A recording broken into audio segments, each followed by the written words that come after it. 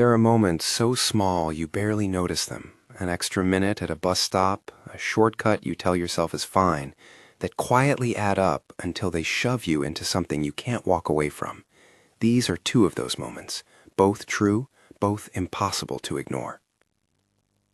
This episode is brought to you by ZocDoc. If you travel late, carry heavy bags, or work shifts where safety feels thin, check the link in the description. ZocDoc makes compact personal alarms and tethered light tools that are easy to keep in a pocket. They won't solve everything, but in a tight moment, a small, loud device can buy you seconds you didn't know you'd need. Content warning. The first story includes an attempted boundary violation in a public place. The second includes sleep paralysis and an ambiguous, threatening figure. If either topic is difficult for you, please take care listening or skip ahead. I was 19 and sick on Thanksgiving, of all days. I had this stupid sense that being alone at home would be worse than being out helping someone I cared about. My friend had to go out of town last minute and asked me to watch her cat and grab some sports gear from her dad's place, things she couldn't bring. I said yes, mostly because I felt like proving I could manage on my own, even with a throbbing ear and a cough. I remember the bag being heavier than it looked, straps digging into my shoulder, the hem of my jacket damp from the cold. The light rail was late. That was the first tiny wrong note. A delay notice blinked on the platform, and then another. It was late enough that the mall lights felt theatrical, like props in an empty set. The bus stop where I needed to change was under a single street lamp that made a little island of color against the dark. There were people, always that mix, the late shift workers, a couple of teenagers laughing too loud from a bench, one older man with grocery bags. But there was space, too. I told myself this was normal. I told myself the delay would be short. A group of young men came to the stop. They clustered near the shelter, joking and bumping into each other. Mostly harmless, I thought. Then one of them sat down beside me. He didn't say anything at first. He smelled faintly of aftershave and something else, metal maybe, like a gym bag left too close to the radiator. He made a comment about the bus being late. I mumbled something polite. My hands tightened on the strap of my bag. I tried to keep my gaze neutral, not to make eye contact, because looking too directly felt like an invitation. He scooted closer. The bench was big enough, but the space between us thin. At first it was small things, an arm brushing against mine, a knee grazing my bag. I told myself to be calm. I replayed the lines I had rehearsed. Be friendly, don't escalate, find an angle to leave. He put his arm around the back of the bench, and then slowly, deliberately, moved it to rest against my shoulders. The touch was casual on the surface. The way his fingers flattened against the fabric of my jacket felt like a boundary sliding. My skin prickled. I told myself he was just cold. I told myself he was probably drunk and wouldn't mean anything by it. Then he tightened his hold when I shifted. Not a friendly squeeze, a pressure that was meant to test whether I would resist. I remember the static hiss of the street lamp, the faint loop of a distant bicycle bell, the way the cold suddenly felt closer.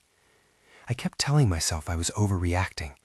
I have friends who lecture about not giving people the satisfaction of fear, so I tried to laugh it off.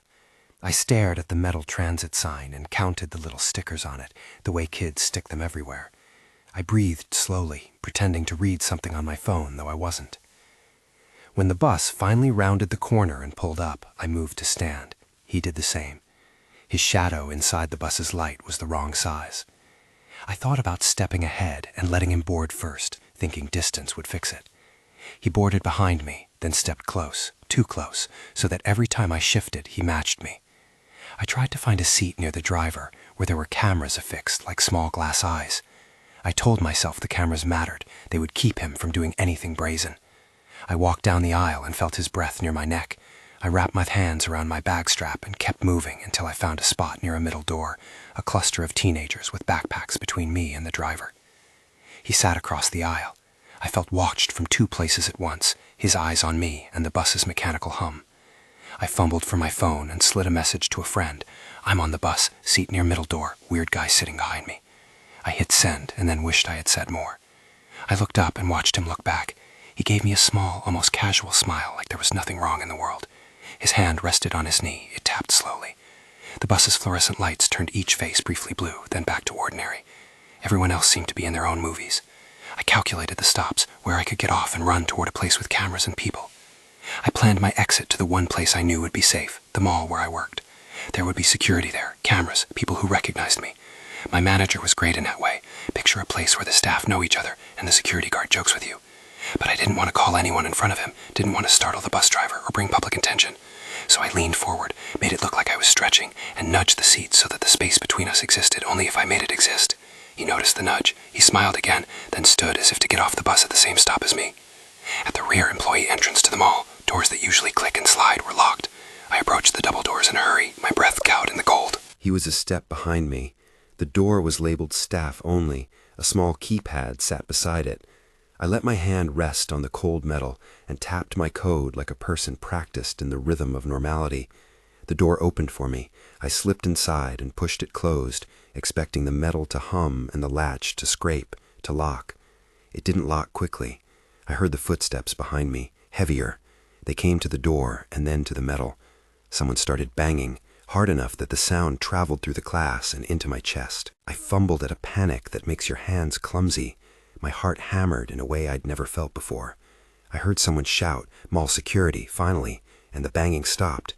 A guard appeared on the other side of the inner door, breath visible in the cold, baseball cap pulled low, radio in hand. He asked what was wrong. My voice was too small. I told him he had followed me. I pointed, and he looked through the glass with that immediate, searching glare. The man who had sat beside me was nowhere to be seen. Police were called. A coworker drove me home because I couldn't drive. My manager called the next day and asked if I wanted to press charges. I said yes because it felt like the right thing to say. The follow-up never turned into anything concrete. The man vanished like a noise. I never saw his face again. Later, the manager said he had looked for video, but the angle didn't show the bench the way we thought. The bus footage had gaps around the stop. The transit system's clocks didn't match up. People shrugged, filled out forms, and went back to their shifts. For a long time afterward, I felt the ache of not knowing what he intended, whether that small, pressing hand was meant to test me or to do more. I would go to bed replaying how ordinary it had all been, how easily I had rationalized the first touches. I said yes to cat-sitting again when my friend asked months later, and my chest tightened at the memory. There are things you can paper over and then suddenly can't. That day taught me a brittle lesson about how quickly normal can give way to danger if you ignore the small alarms your body rings. You think public places are safer. You think cameras and crowds make things simple. They're helpful, sometimes life-saving. But the small alarms, the hair rising on your neck, the tightening of someone's grip, the way they lean into your space, are often quieter and earlier than you expect. Pay attention to them. I wasn't the only one to learn that lesson. Jeremy had been friends with Scott for nearly a decade. They used to stay up late and trade ridiculous stories, the kind of friendship that survives distance because of a handful of shared summers. Years later, when Jeremy's life felt like a string of commute days and apartment repairs, Scott invited him up to the mountain house for a few days. It was winter. The approach road threatened more snow than either of them expected. Scott's place had been a retreat once.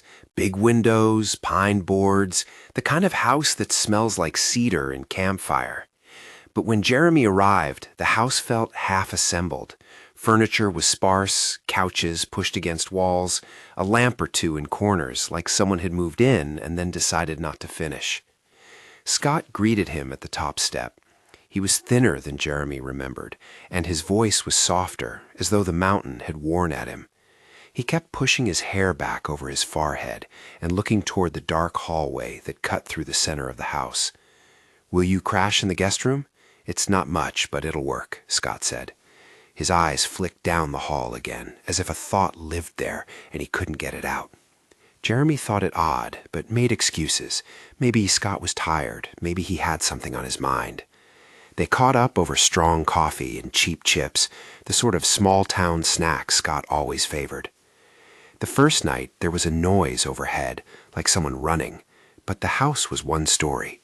Jeremy froze, listening, then laughed it off to himself. It was probably a raccoon on the roof. The second night, there was a dragging sound along the hallway, a slow, deliberate scratching, as if furniture were being moved by an invisible hand.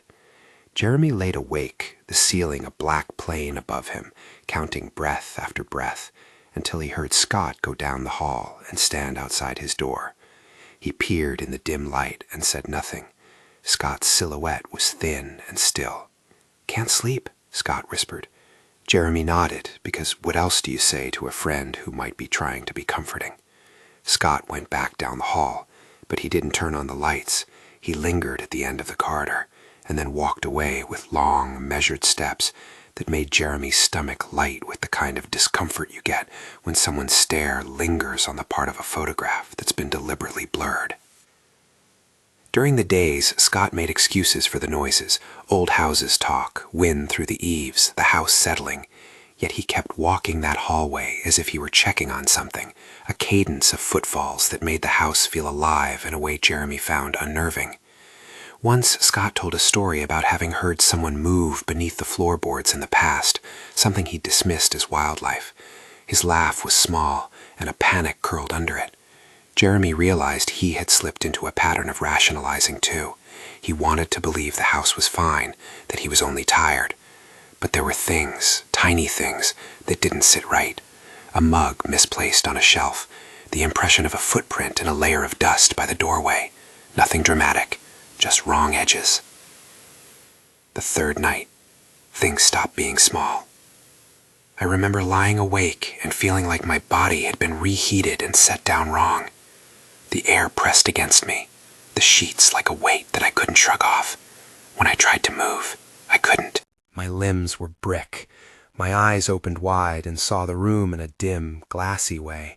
Everything was sharper, too bright, like clarity leaned in and refused to step back. I couldn't call out. My throat made the phantom of sound that never became a voice. The ceiling fan cut slow circles that felt like a metronome for a heartbeat that wasn't mine anymore. A shape stood at the far end of the hallway. It had Scott's outline, broad at the shoulders, the familiar slouch of someone who always carried a small burden. He was not moving. He was just there, a silhouette that lived where a door should be. I tried to focus, to wake my limbs, to breathe, but the only movement I remember was the muscle grip of something in my chest. The figure didn't come closer. It didn't speak. It simply waited in the doorway like a plug in a socket. When I finally broke free, if that's the right word, my legs worked, but my voice didn't. I stumbled out of the room and down the hall, and the hallway was empty. There was no one in the doorway. The closet doors were shut. The room sleeping. I found Scott asleep on the couch, TV off, a blanket pulled up to his chin as if he had never moved. I asked him about the silhouette. He stared at me like someone annoyed by a mosquito. "You okay, man? You looked freaked." His voice had gone flat. I described what I'd seen, his stillness in the doorway, the way he looked like an emission in the house. He shrugged and said, "I was upstairs. He probably missaw. Old houses play tricks." He wouldn't come downstairs. He said that he felt better up there. He shrugged again. I went back into the guest room because I didn't trust the house enough to leave. Later, when I crept down the hall to check the bedroom door, there was a shape on the floor of the guest room. A shadow, maybe, at first glance. Standing near the bed. I froze. It was like I'd caught the room in an exhale. When I flipped on the light, nothing stood there. The window at the end of the hall showed nothing but snow drifting in the dark. But as I turned, I saw a figure press up against the upstairs window, one of those square panes that look out over the drive. For a second it looked like someone watching from inside, their outlines stiff against the glass. Then the shape moved away. I confronted Scott about that too. He gave me a look like I was being dramatic. "You sure you're okay? Maybe you need to slow down on the coffee." He'd always deflected. This time it felt deliberate. "I'm fine," he said when I suggested calling someone or checking in, but the words had the brill ring of someone closing a book. After that, he stopped answering texts. Calls went to voicemail. I left a message saying I was a little freaked out, and that if he needed anything, I was there. "I'm good," was his one-word response the next morning. After I drove away, I stopped at the crossroads and looked back. In the upstairs window on the second floor, I thought I saw a silhouette standing exactly where I'd seen it before, an outline framed by the interior light. It felt like a last thing, an exclamation point. Weeks passed. Scott's messages dwindled to nothing.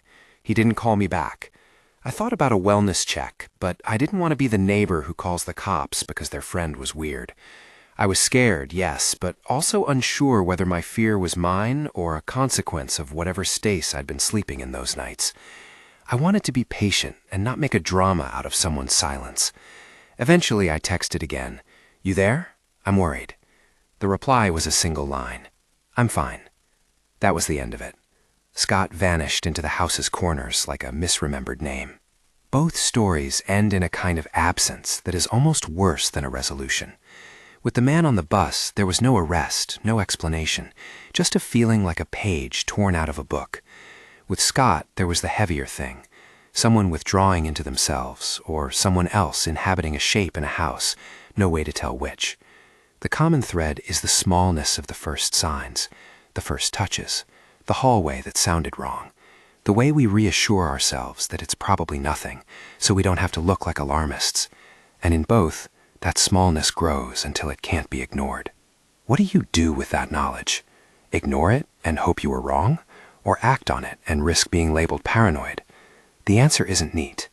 But there are habits that don't require heroics. Speak up early to someone you trust. Position yourself where others can see you. Have a plan for exits that feel right instead of relying only on cameras or paperwork. Trust your body when it tenses. Notice patterns, repeated glances, a touch that lingers, a house that rearranges its noises into rhythms that don't fit. These aren't guarantees of safety. They're small, practical things that might change a trajectory. I still replay both nights. Sometimes the replay feels like practice, what I would do differently. Other times it feels like a monument to how much we tell ourselves to stay calm, to not make a scene, even when our senses flicker with warning. The most unsettling part is the uncertainty. I don't know what the man's intention was, and maybe I'll never know. I don't know what haunted Scott's hallway, if it was only the weight of his silence or something else that occupied the shadows. The ambiguity is part of the terror. If these stories landed with you the way they landed with me, leave a note below. Tell me if you've had a small alarm that you later wished you'd listened to. Share what you did or didn't do. Subscribe if you want more of these true personal accounts.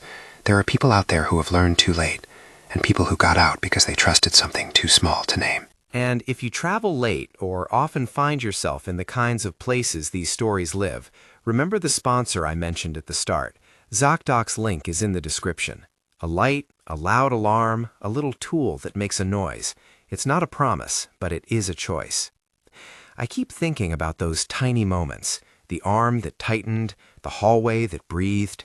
You think you'll notice danger when it arrives. Sometimes you do, sometimes you don't.